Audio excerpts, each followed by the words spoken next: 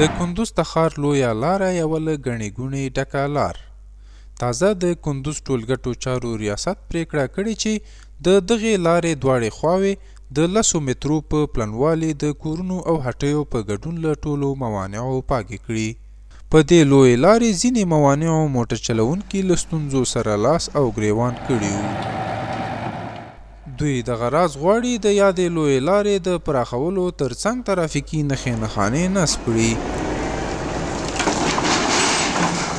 هدف از این پروژه که فعلا ما امروز در راه انداختیم آزادسازی شولدرهای اشغال شده مسیر شاهراه عمومی ولایت بوده که روند ما 4 بنده را در تحت پوشش قرار میتیم که خوشبختانه امروز ما توانستیم با تفاهم هم و با همکاری کمیته که از مقام ولایت داخل است، استخبارات داخل است، قماندان امنیت، ارگانهای امنیتی داخل است، با همکاری ارگانهای امنیتی ما توانستیم که ساحهای غصبیده شولدرهای مسیر شاهراه عمومی کندوزتخار را دوباره پاککاری بکنیم و راه را برای ترافیک عابرین ما آزاد بسازیم که حادثه ترافیکی در آینده ها دیگه دچار مشکلات نباشیم. بل لور ته د کندوز ولایت اوسیدونکي د دې اقدام هرکلی کوي او دا کار د ترافیکي پیښو په راکمولو او مخنیویو کې مهم ګڼي.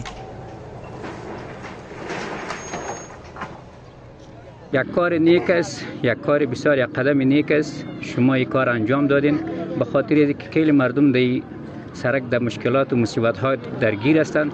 شما این مردم شاهد است که در هفته 1 روز 2 روز دیگه حادثات ترافیکی رخ میده و این علت اساسی شمی است که وسایل زیاد است، سرک خرد است. در گذشته ها مشکلات خیلی زیاد بودن به خاطر عبور و مرور پیاده روها که اکثر مردم پیاده روها را مسدود کرده بودند. دکاندارها سودای دکان خود را سرک کشیده بودند، حتی با پایه های برنده های دکان خود نزدیک به سرک کرده بودند که یگان پیاده رو عبور و مروری که میکردن و اینا خیلی مشکل بود. واقعا وقتی که اینا میخواستن اینجا بگذره دیگه موانع ایجاد میکرد و مجبور میشدن که طرف سرک خود بگیره و این باعث میشد که باعث تصادمات و تکرها و اکثر حوادثاتی بودن که از این طریقه ها رخ میداد. دا په داسې حال کې ده چې د کندوز ټولګټو چارو ریاست له دې وړاندې هم د کندوز په کچه یو شمېر عامل منفعه پروګرامونه پلي کړي وو.